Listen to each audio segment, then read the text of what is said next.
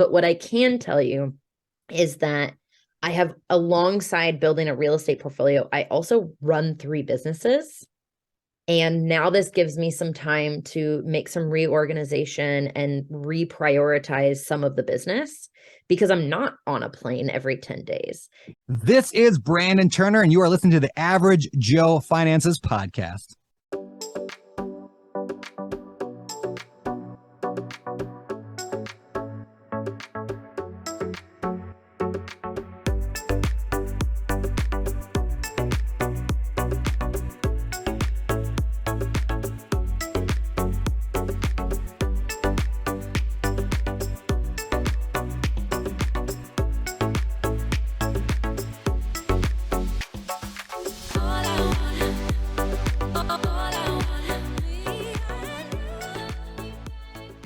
If you're watching this on YouTube, make sure you smash the like and subscribe buttons. If you're listening to our podcast, go leave us a 5-star review. All of our links can be found in the video description or show notes below. Hey, welcome back to the Average Joe Finances Podcast. I'm your host, Mike Cavaggioni, and today's guest is Sarah Weaver. So Sarah, I'm super excited to have you on the show. Thank you so much for joining me today. Thanks for having me, Mike. Yeah, absolutely. Hey, I want to start this off the same way I start every podcast episode. We hit it off a bit off camera. Really funny story about military challenge coins, right? So I think it's pretty cool to know a little bit about that. But if you could please share with my audience, if you could tell us who you are, what your story is, who's Sarah Weaver? Absolutely. Yeah, Mike, it's really fun talking to you because I don't have any military connections. I have not been in the military, never been married to anyone in the military. However, I have lived in Germany, South Korea. I've traveled all over the world. So I often get asked if I'm military. And so I pointed out some of your challenge coins that you have there in the background because I've just had cool experiences with running into military people around the world and been given some pretty cool challenge coins, especially considering that I'm not related to military. And I think that's what makes my story really interesting is that I've been traveling full time, fully nomadic for 4 years. Actually, my 4-year anniversary was this week. And so it's pretty wild. Thank you. I left just like my family thinking this is a phase. I need to get it out of my system, quote unquote, and thought I'd be gone, I don't know, 6 months, maybe 9 months. And here I am 4 years later, still homeless. Wow, that's awesome. And what a way to call it or describe it as being homeless, right? Okay, so you've been homeless, quote unquote, for the past 4 years, but you're traveling the world and there's no place that you really have laid down your roots, right? You've completely uplifted them and you're all over the place. So how does somebody do that? Like, how did you get to this point where you could just travel around for 4 years and not have to worry about it? Absolutely. So 4 years ago, I was working for a US-based company that said I could live anywhere. And so if anyone's doing math, that was before COVID. I actually got that job in 2015. And so I've been a remote worker for almost 8 years now. And so that was priority number one. So just like any goal, we're of course going to talk about real estate investing. And anytime I tell people, like, if they are looking to invest or make a change in their life, they have to first know where they're going. And so I knew where I was going at the beginning. I wanted a remote job. So I made that a priority. I got a remote job. And then I, funny enough, bought a rental property. I bought it as my primary. I lived in it for a short amount of time, but I always knew or bought it with the intention that I knew I was going to turn it into a rental property. And so that really gave me the security that I probably craved. People probably look at me and think, oh, this girl's crazy. She doesn't need any security. But financially, I wanted security. And so I got those two things. I had a rental property that gave me passive income. At the time, it was about $500 a month in passive income. And that was after CapEx and maintenance and being quite conservative of an investor. So that was a great property or purchase. And then the second thing I had was a job. And Monday through Friday, 8 to 5, I worked for the man, but I was able to do it from anywhere. So bought a one-way ticket to Argentina, and 4 years later, I'm still traveling. Awesome. Definitely not in Argentina anymore now. Where are you at right now? Today's a little less exotic. I'm in Omaha, Nebraska, because for those watching on video, I annihilated my arm Whoa. I broke my arm, my elbow, and all three arm bones, tore all the ligaments, and got to fly to Omaha. This happened in Guatemala. And I had to fly to Omaha, Nebraska for my surgery because my health insurance is tied to a rental property that I own. So, a disclaimer to out of state investors, be careful what your primary is, because when an accident happens, you could end up having to live there. Yeah. Okay. So I have to ask now, what the heck happened in Guatemala that you You destroyed your know, arm like that? Mike, I was saving children, taking care of kittens, being a good citizen, and I just fell. Like, I wish it was Ah, it's not a cool story, except that I was in Guatemala. Maybe that's interesting. It definitely made flying back to the US really interesting. But yeah, it's grounded me for a little bit, and it's helped me realign what I want this next chapter of nomadic life to look like. sure. So actually, let's actually dive right into that. What does the next chapter look like? Because now you got a chance to sit here and, like you said, kind of realign yourself. And it's the beginning of the year, right? This is when everybody sets their goals, sets up their new vision board, figures out what they want to do for the year. So good timing. It sucks that it happened, but good timing that it happened when it did happen. What's like the next phase looking like for you, Sarah? Yeah, great question. So fast forward from that first rental property to now, I now own 19 units in 4 states. They're all in the Midwest. They're Kansas, Missouri, Iowa, Nebraska. I buy small multifamily, and I specialize in what I call the medium term rental strategy. So just like a short term rental, my units are furnished, but instead of renting them for 2 days or 3 day stays, I'm renting them for 30 days or more. And so I like that strategy because it allows me to have tenants in there for 90 days. It means less turnover, but still more money than a long-term rental. Funny, because now I'm in Omaha. I own 8 rental properties, or like rental units here. And I'm such a good real estate investor that they're all occupied. So I can't even stay in my own dang unit, which has caused some logistical confusion. But I love the positive spin that you've taken on this, because I agree with you. It's really interesting timing. I've been nomadic for 4 years, and there's been whispers of me wanting to slow down and put down roots. There's a beauty in routine and having community and living in one place. And I think I've been craving that on and off, even probably the entire 4 years that I've been nomadic. And that yearning has gotten a little bit stronger. And it's a little too early to say. I don't like it when people are like, bad things happen for a reason, why you're like in mourning, because I think I'm still in mourning. But I can say with confidence that it's interesting that I had to break all the bones in my arm to actually slow down. And so, to be honest, I think it's a little too early to say yet what's going to happen. But what I can tell you is that I have, alongside building a real estate portfolio, I also run 3 businesses. And now this gives me some time to make some reorganization and reprioritize some of the business, because I'm not on a plane every 10 days. And so I'm really excited to see what comes from this quarter business wise. Awesome. Yeah, because now you're in one place. You can kind of really sit down and focus on that. However, that actually brings me to the next question I want to ask you is over the last 4 years being completely nomadic, you went from having that first property, right, when you decided that this was the route you were going to go, to now you're at 19 units, right? And you have 3 businesses. And you did this while you were traveling around and being nomadic. So I have to ask you, because here I am, I'm sitting in one place out here in Hawaii and I love it here, right? But sometimes I find myself struggling with, okay, how am I going to figure out what the next step is for A, B, C, and D? And I'm in one place. So how the heck were you doing this while moving around?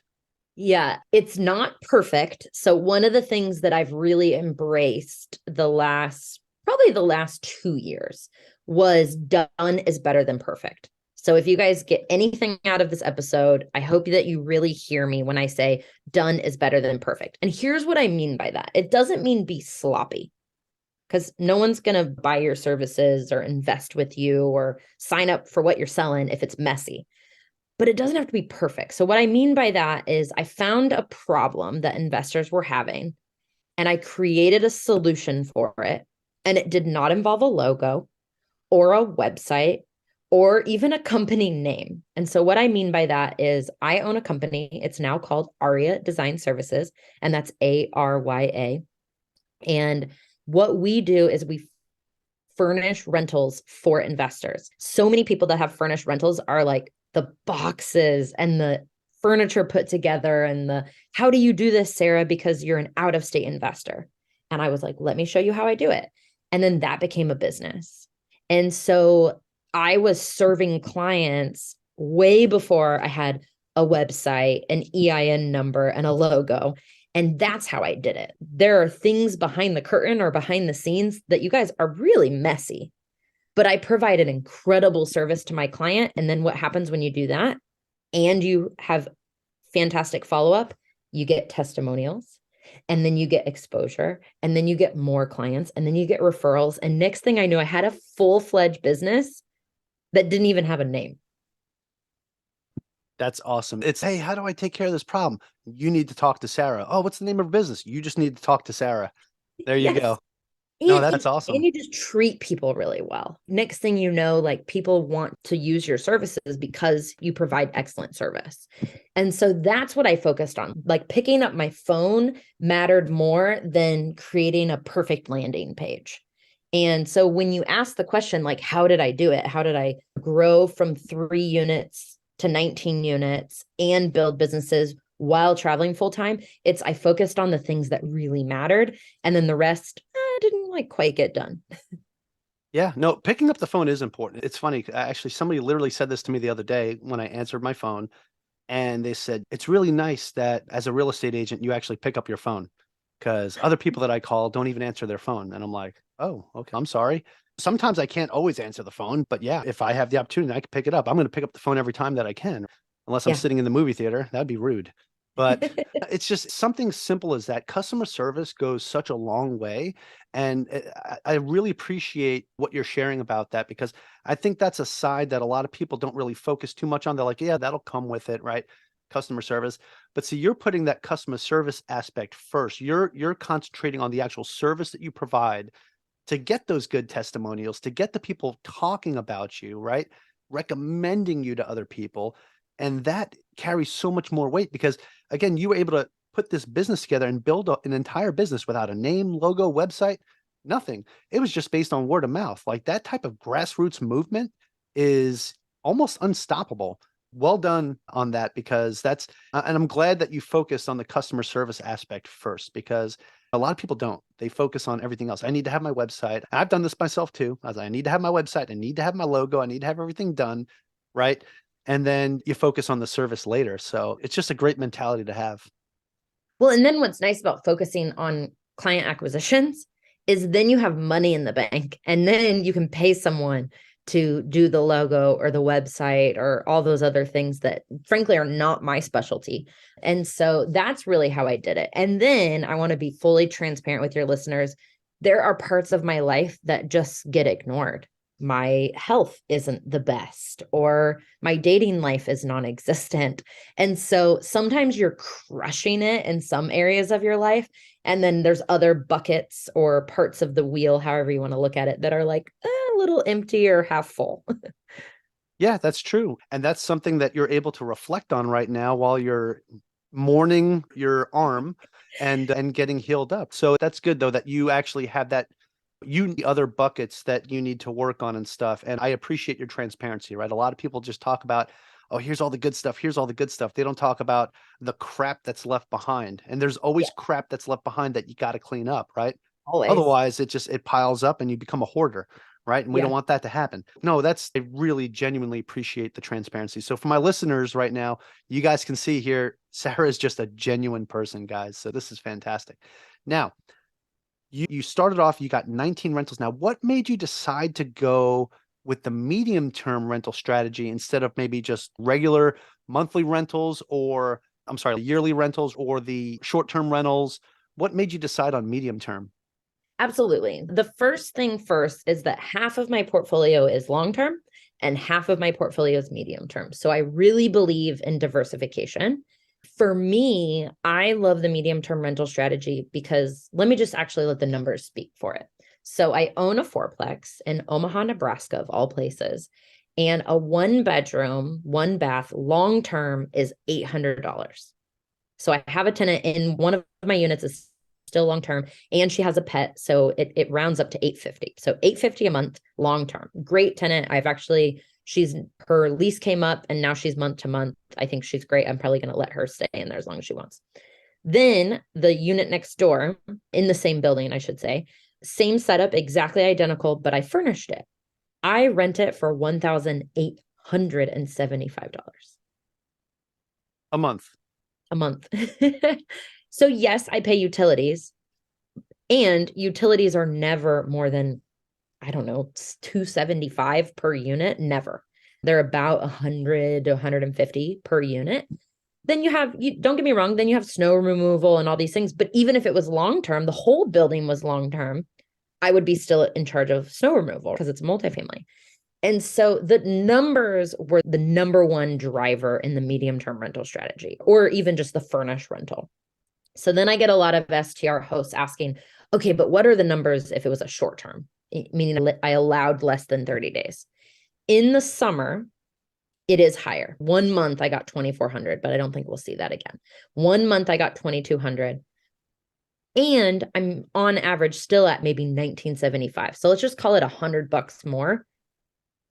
But then you have to coordinate with your cleaners. And yes, everything's automated. I'm using Hospitable, but I'm still like, it's taking up what I call mind space, because I'm like, oh, did that cleaner go? Did the unit get ready? Is this happening? There's just a lot other things that go on. For an extra $100, man, not worth it for where I'm at in my life. 27-year-old Sarah probably would have been like, yeah, more work, more money, I'm in. But I'm at a place in my life where I'm like, I want less involvement and less interaction, which is why I love the medium-term rental strategy, because here's the best part. I have a tenant move in, and then you might hear from them the first couple of days. Like just yesterday, there was a problem with the parking. A new girl moved in and she parked badly, caused some parking drama. Super nice, message back right away, apologize, we got it figured out. Probably for the next 80 days of her stay, probably not going to have any issues, right? Not going to hear from her. Whereas if I had a new tenant move in every 2 or 3 days, that could be a constant. Now, of course, I'm going to have an automated message go to them explaining how to park for dummies. But what I'm saying is that with the medium-term rental strategy, you don't hear from them for at least 70 days. And I love that. And you're getting more money than a long-term rental. Yeah, no, you know what I think I appreciate the most about what you said was closer to the beginning when you were talking about the mental space that it takes up, right? The having to constantly worry about, okay, did the cleaners make it out there? Did this happen? Did I get the snow removal done on time before somebody's going to complain? And yeah, that's a big deal, because that time for the extra $100, right? The amount of time that you have to put and the actual thinking you have to do that's required to make sure that those things are happening, you get to free up so much of that's worth that $100 going away, right? It's almost like you're paying to get some of that time back. And that's super important. Well, and speaking of paying for time, now that I have 19 units, I do pay. So I have a virtual assistant, I have an operations manager. And so all of that extra admin time literally costs me money, because now I'm paying an assistant to handle the things that I no longer want to deal with. And that costs money. And so if they're going to spend 4 extra hours a month, that negates the extra $100 of income. And it was truly a business decision to switch from short-term rental to medium-term rental. And then in addition, it was also seasonal. So $2,200 a month in the summer, I like that. I do often do what I call a hybrid model, where I change and I allow a couple of those units to become short-term rentals in the summer, especially during the College World Series, which is in Omaha, Nebraska. However, come September, even October, November, December, definitely January, dead on STR. Like no one's coming to hang out in my 1-bedroom apartment on a Tuesday in January. It's 20 degrees here. And so it's better for me to fill it with a traveling nurse through the entire winter. My tenant, Shelly, she just extended another 3 months and I did a happy dance because now I have that unit 100% occupied for 6 months at $1,875. Yeah, that is something you just can't beat that. And the fact that it's a lot more secure, right? So you're feeling a lot more comfortable because when you lock somebody in, you don't have to worry about, oh, they're just here for a couple days and am I going to be able to fill it next week? Right? You don't have to worry about that. You're good for the next 90 days. So that's awesome. And then you have these repeat offenders, right? So you have somebody that just renewed for another 90 days. That's awesome. I know that's fantastic. And then I guess the other thing too is the turnover, right? There's a lot less turnover. So you're not having to worry about, like you said, the cleaners and all that other stuff. But another thing that I really appreciate that you were talking about is paying for your time, right? For the admin task and things like that. I do the same thing. I have a VA. She's fantastic. Like my podcast and everything else that I'm doing wouldn't be what it is if it wasn't for my amazing virtual assistant. And I know she's going to hear this because she works on all my podcast episodes too. So Zane, you're awesome. You're amazing. Thank you so much. Keep doing what you're doing. But that really does change the game for people. So I really appreciate when I hear other people talking about that, outsourcing some of those tasks. And yes, it's the things that you don't want to do, but at the same time, it's not about that you don't want to do it. It's the amount of time that you have to put into it for something that's so kind of like tedious. And sometimes you feel like, oh, I'd rather work on the things that are $1,000 an hour versus these $10 an hour tasks. And I could pay somebody to do that. Yes. Yeah, that is fantastic. And I think that there's a lot of blockage for new investors because they're like, oh, like I only have $100 a month in cash flow. So I can't afford or justify. I always like to use the word justify. I can't justify a virtual assistant. But what I like to challenge your listeners is if you hired a $7 an hour virtual assistant to take X, Y, and Z off your plate, would you pick up another property in the next 90 days or even in the next 180 days? And if the answer is yes, then hire a virtual assistant. You don't have to hire a full-time employee. You can hire people even by project basis, like on upwork.com or whatever it may be. And so I cannot urge people enough to hire a virtual assistant.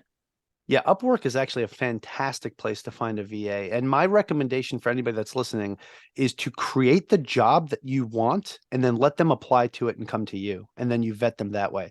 I made the mistake of finding my own VA the first time. And remember, I said mistake. It was a mistake. I got this advice from a couple other podcasters and real estate investors that I know. And they said, Mike, create the job, let them apply, and then vet them that way. And I did. And that's when I found my amazing VA that I have now.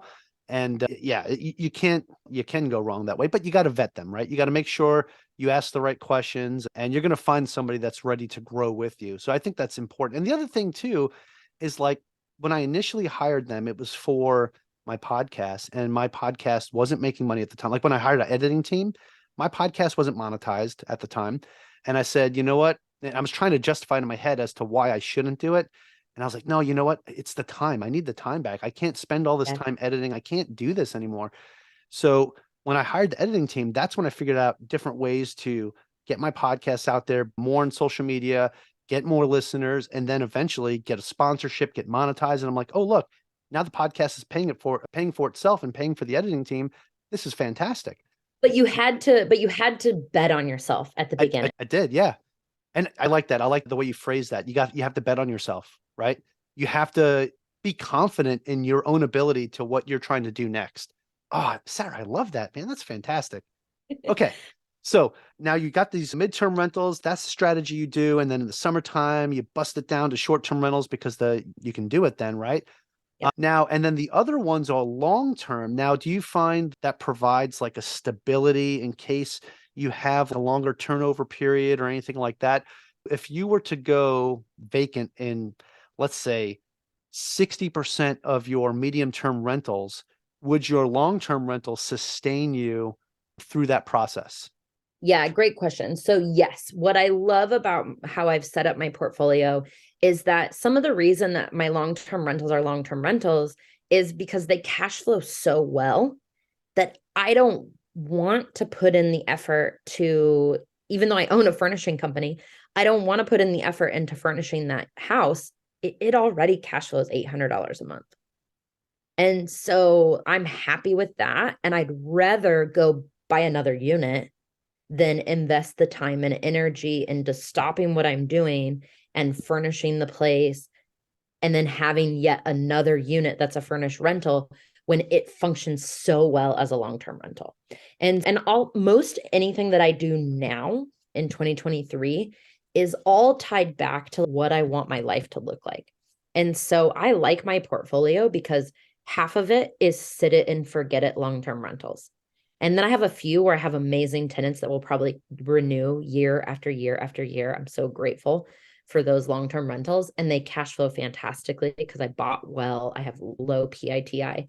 And now I'm in a place where I want to build something bigger. So now I'm looking at larger apartment complexes, maybe even syndications, doing capital raising, and I'm doing other things because that ties well to what I'm doing. Do I want to own 100 furnished rentals? Not today, because I don't have the infrastructure. I don't have the full-time employee that could manage 100 furnished rentals right now. And I sure as heck don't want to take property management back. That is not the thing that fuels me. That is not the thing that lights me up. And so I don't want to take back property management anytime soon. No, I love that. And I just love the way your whole perspective on this is it's like, I'm not going to grow unless I'm at that point where I'm ready to grow and I have that infrastructure put in place. Because you've already been there, right? And you had the other business start up and then you had to figure it out as you went along. So you've already been in those shoes, right? Which Yeah. was a good problem for you to have. But at the same time, it's kind of, okay, I don't want to get stuck to the point where now I'm having to manage this stuff myself again, because it seems, I know you're talking about how you might want to settle down and all that stuff, but if I feel like that nomadic like lifestyle still in the back of your brain and you're just like, I don't want to be tied to anything. So Yeah, that's awesome. And actually, absolutely. I'd like to touch on that a little bit because I know we talked a little bit about this before we hit the record button, but you have two other businesses besides the home furnishing business. So can you touch on those two a little bit? Absolutely. So I have a coaching program. It's called the Mentorship. And that really is what it is. I want to act as a mentor to investors who are drawn to this idea of investing out of state. They don't have to be committed to furnished rentals or the medium term rental strategy, because I've already said I have half of long term and half of medium term. But I attract a lot of investors who are really drawn to the idea of building a lifestyle for themselves. And out of state investing is the answer for a lot of us. A lot of us live in expensive markets, yourself included, where out of state investing or long distance investing is just the way forward. And then I attract a lot of investors who want to be nomadic. It doesn't have to be for 4 years at a time. Some of them are nomadic, taking a month here and a month there. But a lot of people in my mentorship program want to invest out of state and they just don't know how. So inside the program, I'm teaching them how to build an out of state team that usually starts with an investor friendly agent. I'm teaching them how to even pick a market. That can feel really overwhelming and create what people like to call analysis paralysis. And so those are the type of investors that I serve inside the mentorship program. We meet almost every Tuesday, and it's just a really cool community because one thing that you've probably already noticed about me is I'm really big on mindset. Like really big on there's still feelings and emotions involved in investing, whether we like it or not. And often the only reason you don't have a portfolio as big as you want is you're the problem. Wow. Okay. I feel like there's some fingers pointing at me right now. I'm the problem. No, I'm kidding. No, that's great. And I believe in coaching and mentorship. I talk about this a lot so I also do coaching, right? I do financial coaching, right? And this is something I talk about with my clients as well. Having that person that you can go to that can back you up, point you in the right direction when you're not sure about something is very reassuring. I have a coach. I'm a real estate agent. I have a coach to help me as a real estate agent. I think it's super important that I have somebody that kind of holds me accountable and says, hey, Mike, don't do that. Like you're messing up over here. Or, hey, maybe focus your time on this, because I have a bunch of things going on. I have my podcast. I also invest in real estate. I'm a real estate agent. I just started a new business doing inflatable nightclubs out here in Hawaii. So that's crazy too.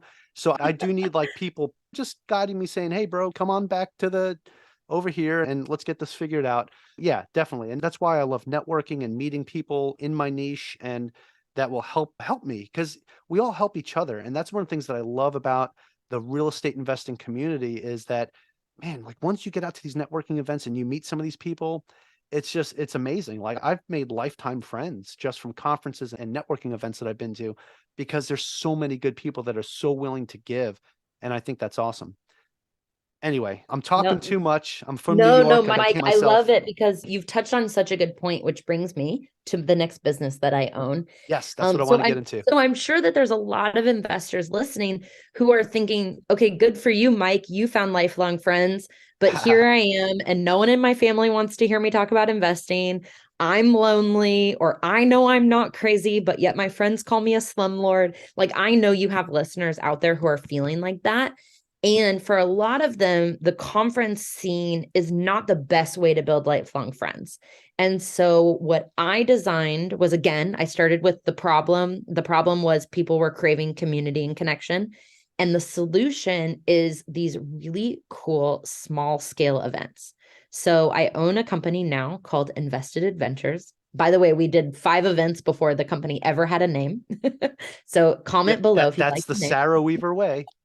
Yeah. And so what Invested Adventures does is it takes real estate investors on epic adventures. Like we're not going to Branson, no offense to anyone that owns rental properties in Branson.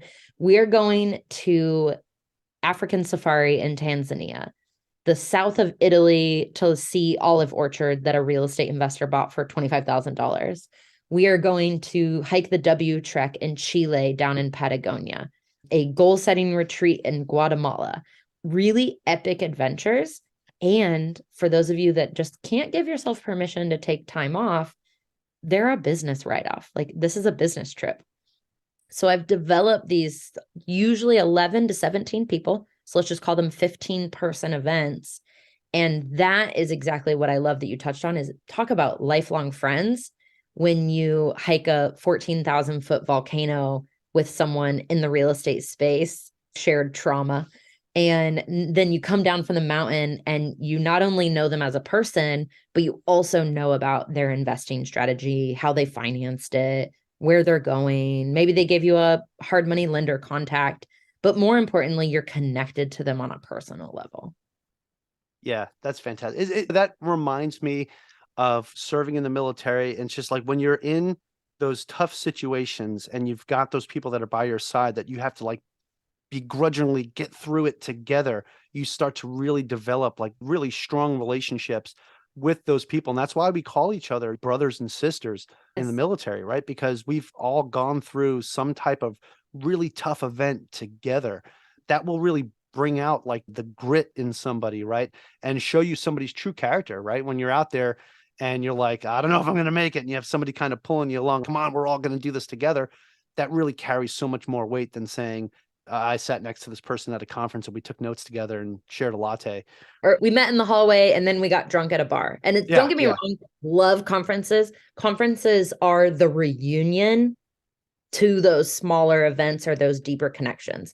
yeah. But I think it's a cocktail. Like you need to have the conferences and the small level events. And of course, I'm going to advocate for coaching. Of course, my mentorship is via Zoom. And I think you need that in-person connection with people. People are craving it. And so I'm excited that I can give that to people. 100%, especially after the last couple of years, that in-person connection is just so much more meaningful. Yes. So the last 3 years have not been fair to anybody. So it's very nice to Well, have that. except for me, I have to brag. I fled to New Zealand 4 days before they shut their borders. And for those You. of you that did not follow the news correctly, the correct information was that they closed their borders. So I got stuck in New Zealand and Oh, shame. there were no COVID cases. And so I'm not going to get into a COVID conversation, but what was Yep. really cool at the time, while the world was scrambling, figuring out what to do, New Zealand just shut down. And then frankly, we partied. So we needed your inflatable nightclubs because we just had a really good time. There's one in New Zealand, actually. I've been chatting with them a lot on Instagram. We've been sharing ideas with each other. They're awesome. Oh, I'm sad I missed it. Or maybe I Yeah, was there yeah. and I don't remember. I had that good of a time. Oh, that's great. That's great. That's awesome. All right. Hey, Sarah, we really covered a lot of stuff in this interview. So thank you so much for that. I would like to transition this into something that I call the final round. It's where I'm going to ask you the same 4 questions I ask everybody that comes on this show. The gritty questions to find out how Sarah is under pressure, which I think we all know how this is going to go because you're going to crush it. Just don't break your arm. I'm joking. I'm joking. But okay, if you're ready to go, we'll get this party started. Let's do it. Okay, not a party like New Zealand party, a party that we can have together here. So, first question, Sarah, is what is the biggest mistake you've ever made in real estate? Oof. The biggest mistake I made was trusting a contractor because I was being lazy and I didn't want to spend money on having someone check in and confirm that he had done what he said he had done.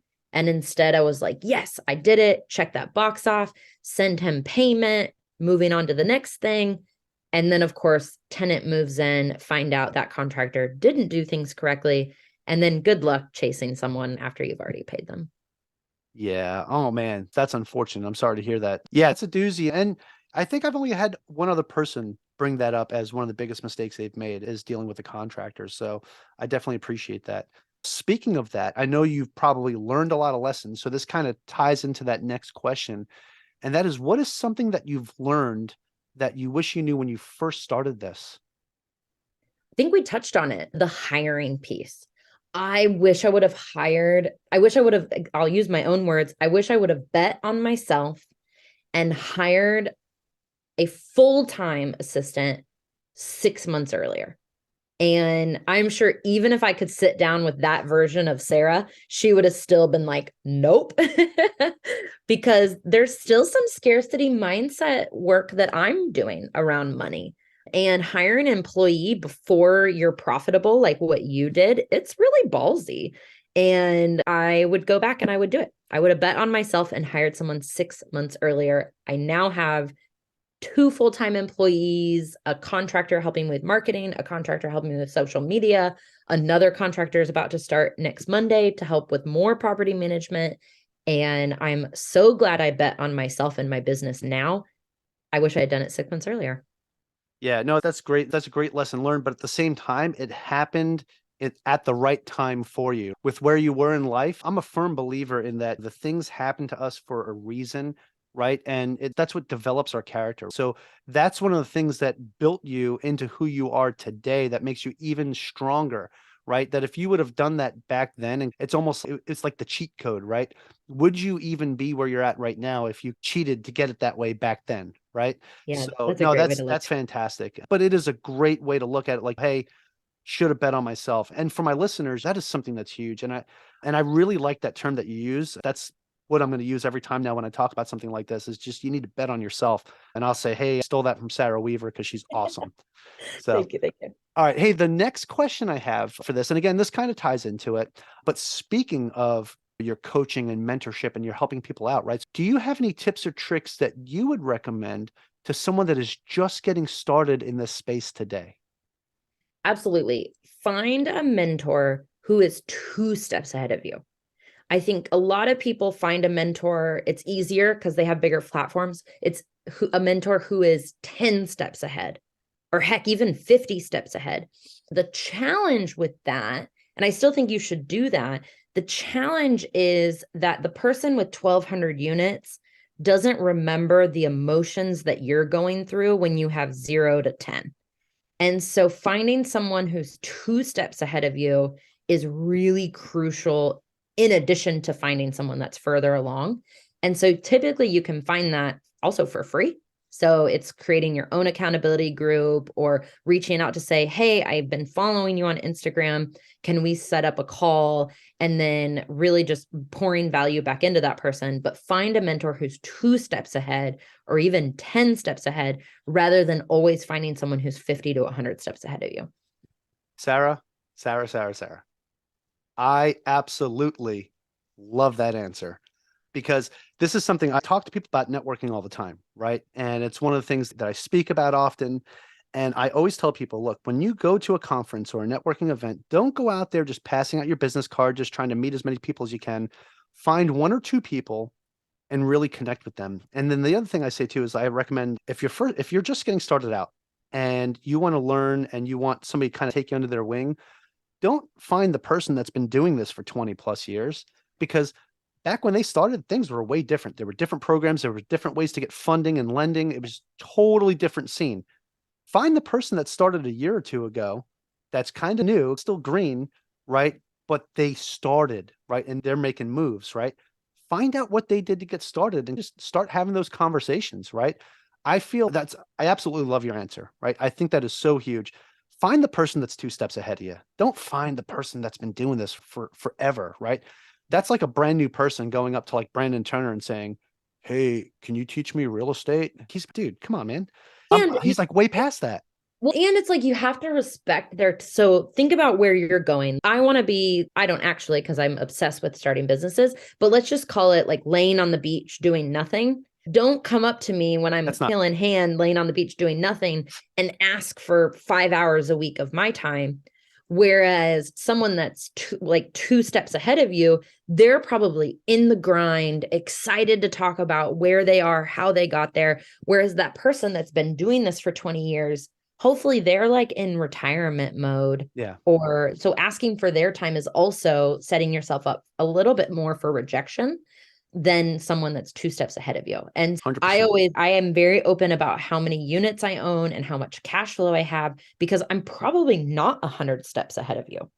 However, there's probably a piece of my life or my business that you're like, dang, I want Sarah to teach me how to do that. And that's why I started the mentorship program. It's not because I think, oh, I'm amazing now, I own this many units. No, you guys, I'm probably still 2 to 5 steps ahead of you. Sorry, I was on mute there. That's a great point. It's the fact that people that are still, early on, not necessarily early on, but they're still like in the grind, like you said, right? They're hungry.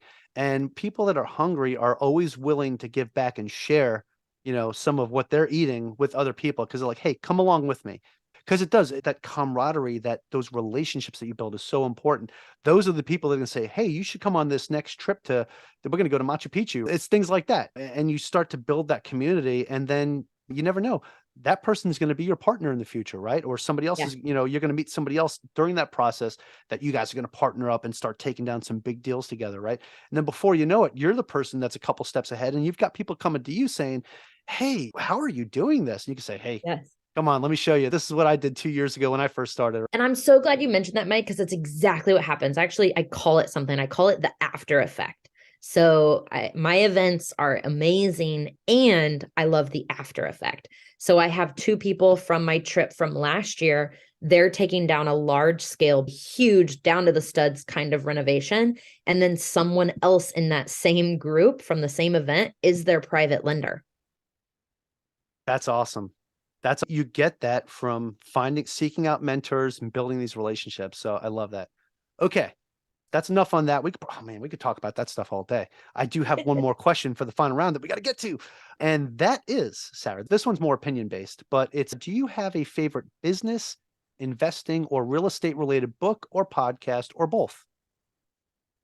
Great question. I love business books. So really recommend anything from Dan and Chip Heath. They have a book called Switch. They have so many good business books. And the reason I say that is you're probably, if you're listening to this podcast, you're probably already listening to the other real estate things. And sometimes you go outside of real estate into the business world and you learn something that you're like, oh, yes, I'm going to apply that to business. And so really love any book by Dan and Chip Heath. They're brothers, they're scientists, they're educators, really good books. And then my favorite book is The 4-Hour Workweek by Tim Ferriss. I basically read that in my 20s and changed my whole life. That's awesome. Great recommendations. I have not read Switch, though. I wrote that one down, so I'm going to add that to my list. So definitely appreciate that. The business books, like you said, right? Those are things that you could take as a real estate investor and apply it to your real estate business to become more efficient, right? Yes. So absolutely love that. Sarah, that is it for the final round. You survived. You made it. That is it. That is the end. However, I do have one more question for you. And this is the most important question of this entire podcast, because my listeners are saying, wow, Sarah's over here dropping the knowledge. Like, I absolutely love her energy. I love what she's talking about. I want to know more about her. I might be interested in her coaching program. I might be interested in going on one of those awesome, amazing trips that she does. So where can people find more information about you? Do you have a website you could share with us? Social media, anything like that? Absolutely. My website is sarahdweaver.com. And you can also please reach out to me on Instagram. If you are listening to this, you like anything I said, you didn't like anything I said, would love to hear from you. Also, my Instagram is Sarah D. Weaver. Fantastic. That is actually how we connected as well on Instagram. So I definitely appreciate talking with you there, getting this set up because this was awesome. And again, I truly appreciate this conversation that we had. I love your energy. You're just an amazing person. So thank you so much for taking the time to come on my show and chat with me and my listeners today. Thanks, Mike. Yeah, absolutely. And hey, to my listeners right now, so I'm going to put all that information down in the show notes. I'm going to make that easy for you guys to copy and paste, click away. Just don't do it while you're driving. Okay. But I want to say to you all, thank you so much for joining me and our special guest, Sarah Weaver, on the Average Joe Finances podcast. Go leave us a 5-star review and tell us what you liked about today's specific episode with Sarah. Aloha from Hawaii and have a great rest of your day. Thank you for making it to the end of this episode. Greatly appreciate you being here with me today on the Average Joe Finances podcast. If you haven't done so yet, make this the episode that you go leave us a 5-star rating or subscribe to our YouTube channel. The Average Joe Finances podcast is for informational and entertainment purposes only. Have an outstanding day.